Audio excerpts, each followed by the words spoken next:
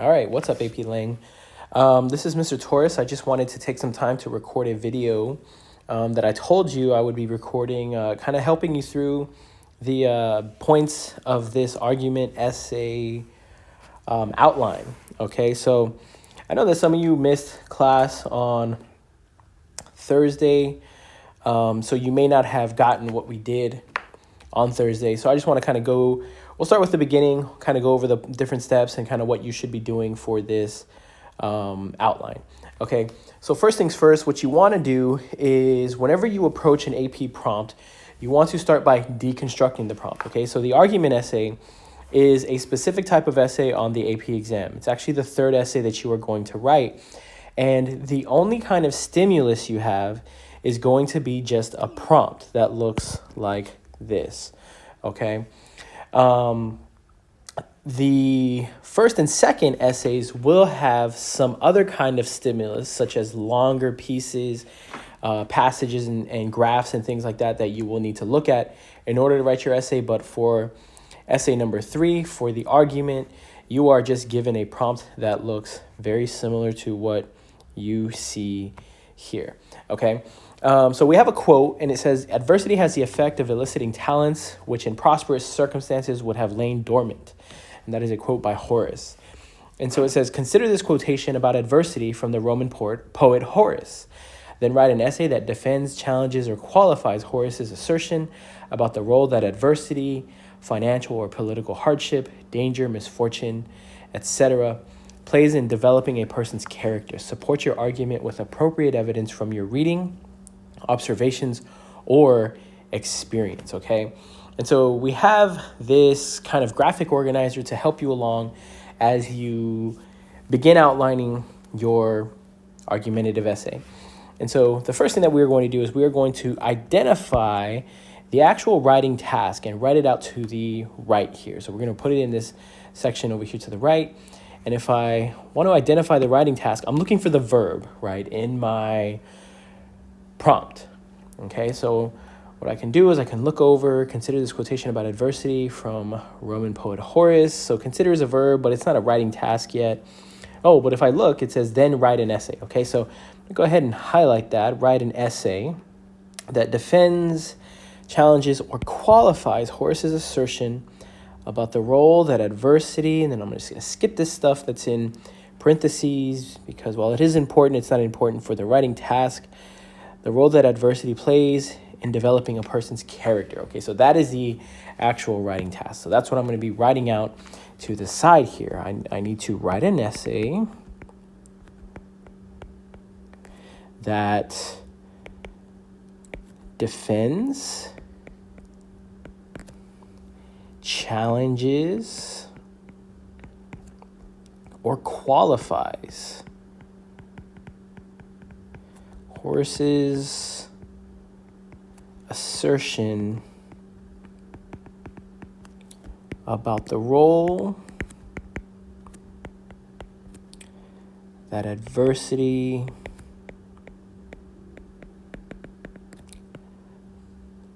plays in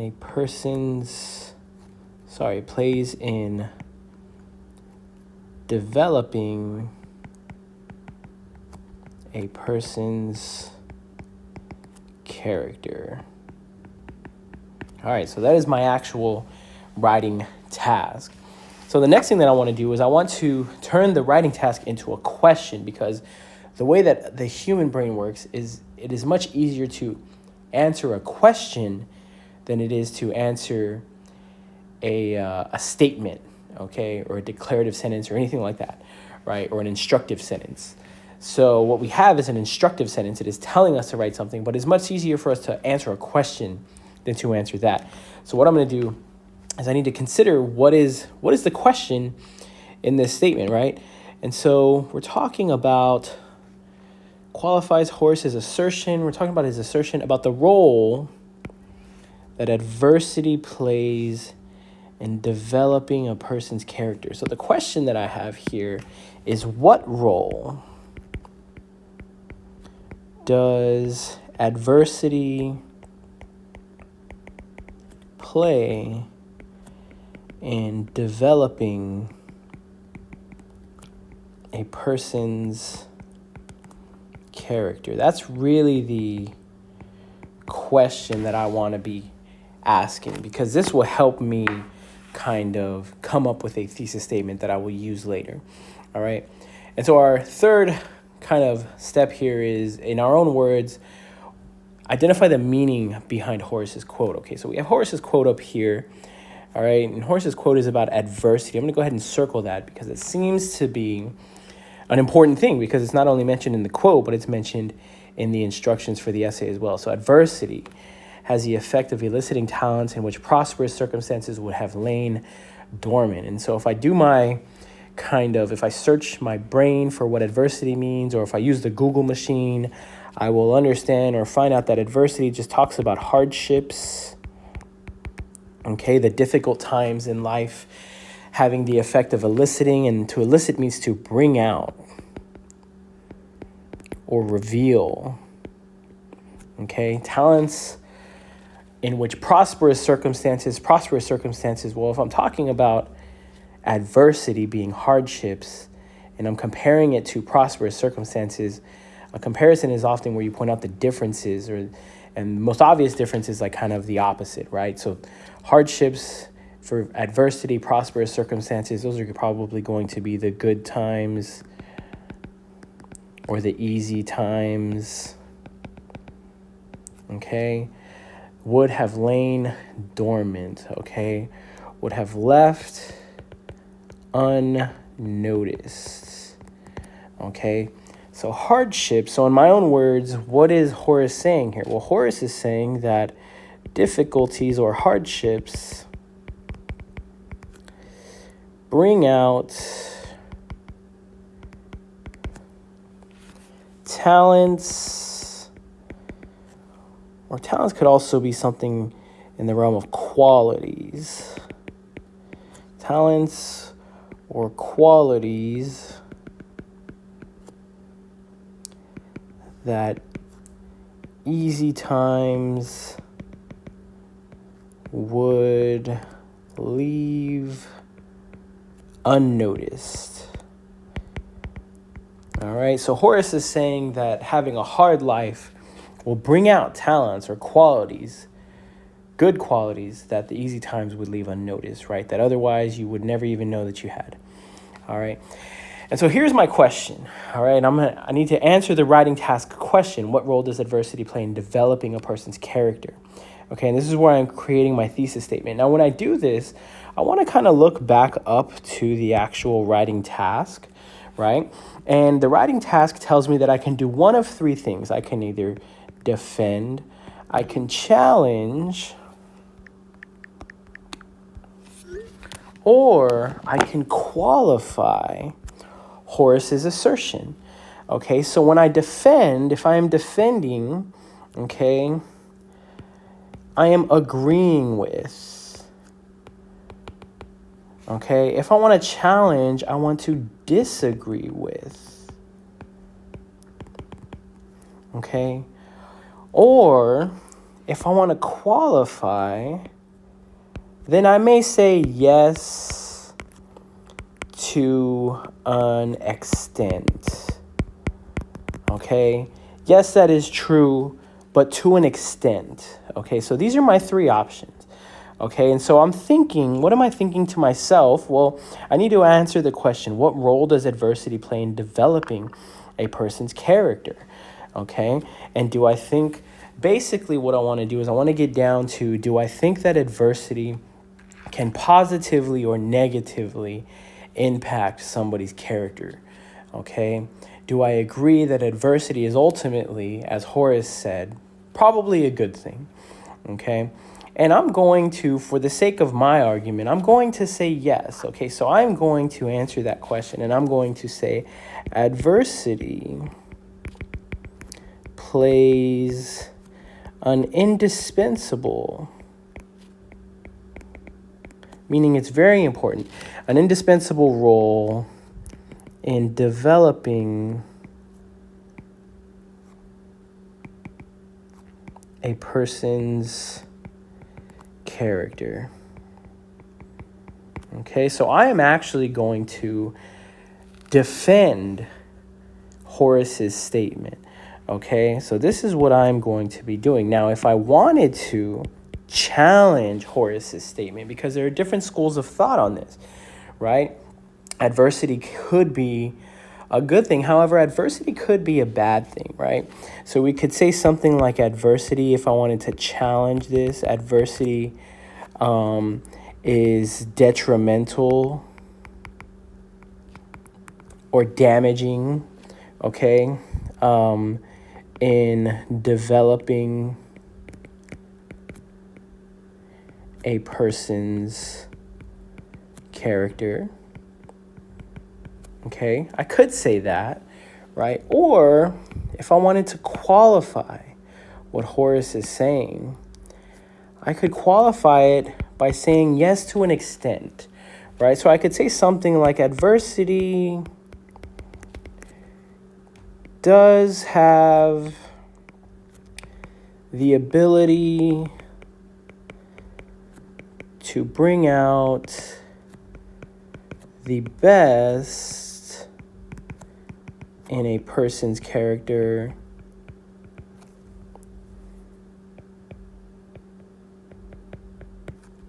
However, it can also be extremely damaging. Okay, so I'm kind of identifying both sides here. And, we talk about the gray area, right? What is the gray area? And in a lot of things, especially in writing, of course, but in life, we live in that gray area, okay? So if I feel like I can make a strong enough argument, I may go with the qualify, right? However, if I don't think I have a strong enough argument, I can go ahead and just kind of pick whichever one I can support the best. So I'm going to go with defending. I'm going to say that adversity plays an indispensable role in developing a person's character. All right, so my next step is I'm going to anticipate sophisticated evidence that could be used to develop a coherent argument. Okay, so I need evidence that is going to be used to develop an argument that can be understood. Okay, that's what coherent means. It makes sense. All the dots connect. I can understand it, and the reader, more importantly, can understand it. Okay, so remember, we can think about 3 places that we can get possible evidence. So we can get it from our readings.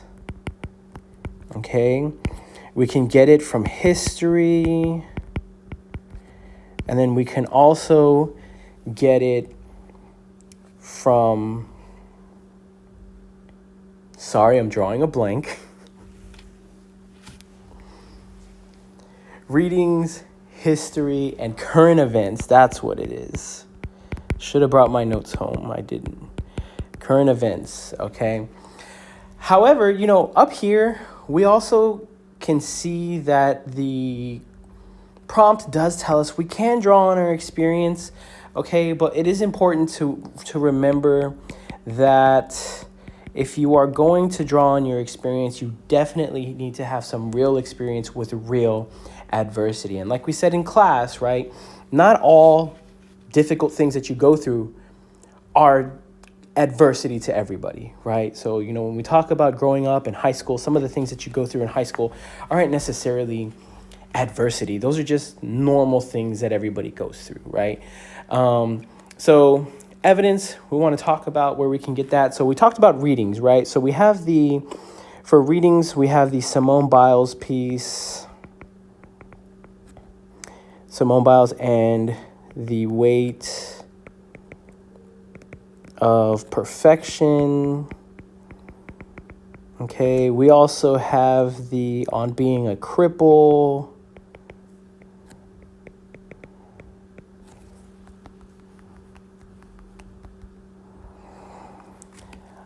So that's what I have for reading so far. That's all that's kind of coming to my mind, okay? Now, how would I use this to advance my argument? Well, I know that both of these pieces discuss successful people who have persevered through significant adversity. Okay, so I can rely on what I know about those texts, right? Now, if I'm talking about history, now history doesn't have to necessarily be 500 years ago or 100 years ago or anything like that. It can be recent history, right? Now, it is important that you differentiate between recent history and current events, though, okay? So for recent history, I'm going to go ahead and, like in class, I talked about Michael Jordan and Stephen Curry. Okay, so these are two NBA players. Now, how do those connect to the idea of adversity? I mean, they're millionaires. Actually, Michael Jordan is a billionaire right now. And they're very successful. How do they connect to adversity? Well, I know from my studies of them, just being a sports fan, that both players were seen at one point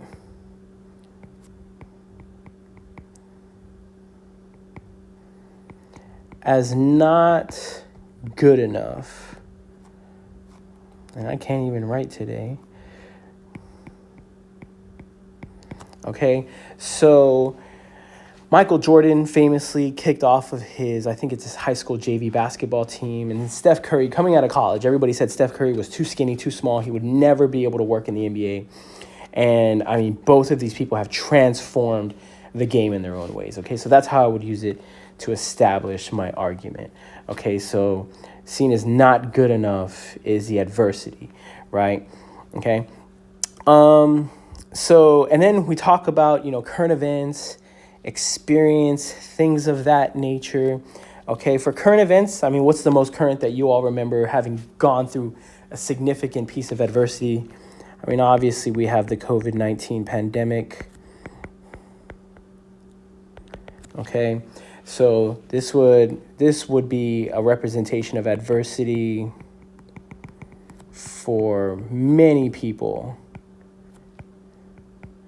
Okay, and while many people have crumbled, there are many people who have found resilience in this time. Okay, so many people did have difficulties, and many people did let those difficulties get the best of them. However, there were a lot of people, a lot of students that I even had who found that resilience to push through and realize that they could do difficult things, during the COVID-19 pandemic. All right. So now we're on to an abstract concept. Okay. My abstract concepts are things that have to do with my essay that are not necessarily things that I can touch and grab and hold. Okay. So that's what abstract means. Okay. So for instance, adversity is an abstract concept, okay? But what does adversity build? Okay, well, I think that adversity builds resilience. Okay, I've mentioned it a couple of times. I think that adversity builds determination. Okay, that stick-to-itiveness to never give up, right? That feeling that you are never going to give up. Okay, now if I was going the opposite way, if I was challenging this assertion, right? Well, I could say that adversity develops trauma. Okay, so trauma is not concrete. You cannot hold that, feel it, touch it, right? That is an abstract, okay? And then if I was qualifying, I could just mention both, right? Because qualifying, you're looking at all sides of the argument, okay? So these are the things that I'm going to kind of be writing about. Explain how the abstract concept applies to your evidence. Okay, so resilience is developed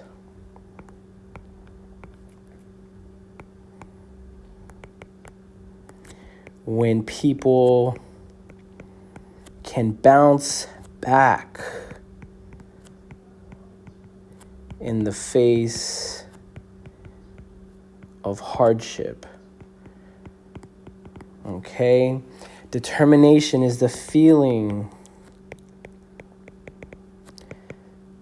that you will not give up even in hardship. Okay? So those are the things that I'm going to kind of potentially discuss, all right? So now we're going here, step 2, outlining a body paragraph, okay? So when we're outlining our body paragraph, we want to understand the structure of a paragraph, right? So we must start with a claim, okay? So the claim is going to be our topic, sentence, okay? And then we need evidence, an explanation of the evidence. Why is the evidence significant? All of that jazz, right? So if I am making a claim about adversity, I may say something to the effect of what is in my thesis statement, right? Difficulties bring out talents or qualities that easy times would leave unnoticed, right? But I want to focus that on my evidence for my paragraph, right? So I'm going to go here and I'm going to talk about Michael Jordan and Steph Curry, right? This is going to be kind of what I'm going to discuss in that section. So I'm going to go down here and I'm going to say that adversity can be the spark. I'm going to kind of make a metaphor here, and I'm actually putting this in the wrong place. So let me move it to the right place. Adversity can be, don't want to do that. Adversity can be the spark that blazes a trail to greatness. Okay, so I have my little metaphor here, a spark blazing, right? Fire, right? I can even talk about fire being resiliency and determination. Those are good things that I could mention later in the paragraph, right? What you don't want to do is something like the first example is Michael Jordan and Curry, right? You definitely don't want to do that, okay? That's a little bit too formulaic and it's going to really bore your reader, okay? So you want to get something down that's a little bit more engaging, okay? So now let's go to our evidence, okay? My evidence is going to be Michael Jordan, right? Cut from his team, cut from high school JV basketball team, okay? And then Curry was seen as too small, skinny, scrawny to be even a good player in the NBA. When Curry was coming out of college, people were just trashing him left and right. He had just won an NCAA championship, I think that he had won with his college team, Davidson. And, everybody was saying, that's great, but he doesn't have it in the NBA. He doesn't have the, what he needs. The size was a big argument, right? To be good in the NBA, okay? Now, why is this evidence significant? Okay, well, this evidence is significant because Michael Jordan he took that moment and applied himself to never let something like that happen again.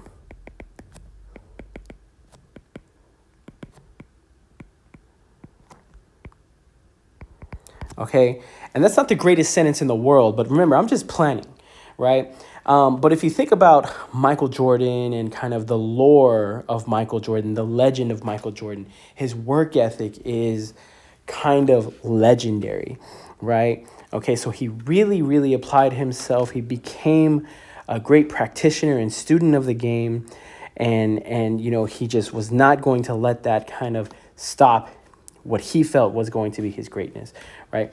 Now let's talk about Curry. Curry, seen as too small, skinny, scrawny to be good in the NBA, right? Well, if you have followed Steph Curry's career and if you've seen him from a rookie to now, Curry did focus on developing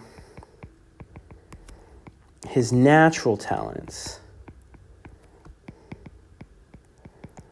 and not letting his gaps determine where his career would go.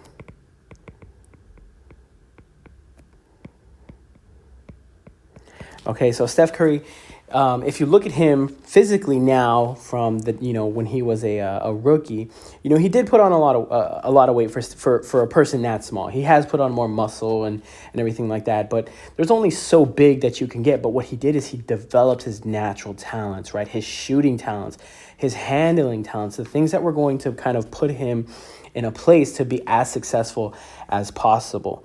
Now, how does this connect back to my claim? Okay, I can mention that my claim is adversity is the spark that blazes a trail towards greatness. Okay, so I have the adversity here, right? Cut from the team, seen as too small. The spark is what they do with it, right? So Jordan kind of applied himself. Curry also applied himself. Now, blazing a path towards greatness, okay? Well, how does this apply to the claim? Well, Michael Jordan completely changed the popularity and profit potential of the NBA. Okay, he became great. Okay, so he's a 6-time champion, right? All these MVPs, All-Star games, things like that, right? So that's how we connect back. He used that spark to drive him towards greatness. And then we talk about Steph Curry, right? Steph Curry completely revamped the way that basketball is played.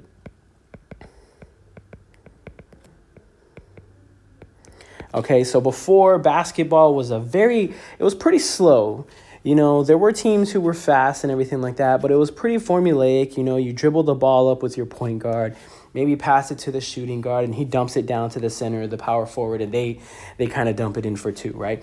But what Steph Curry did with his shooting and his dribbling abilities is he's all over the court, and he stretches the floor. He can shoot the ball from 35, 40 feet out to where every foot of that floor has to be guarded, right?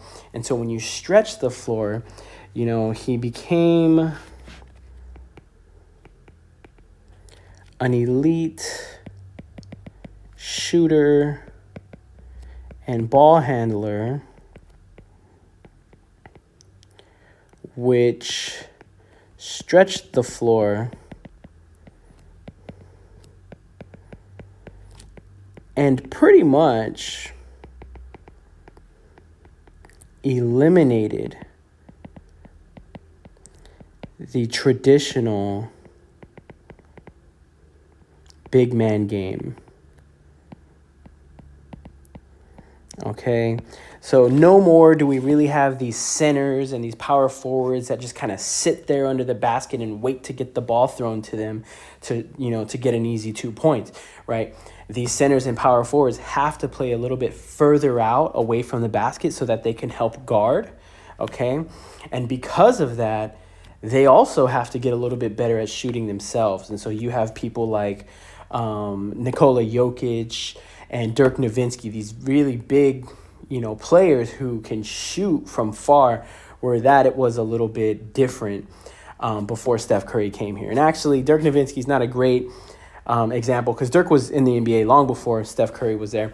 But, the big men now are definitely further away from the basket, and that is in large part due to players like Steph Curry.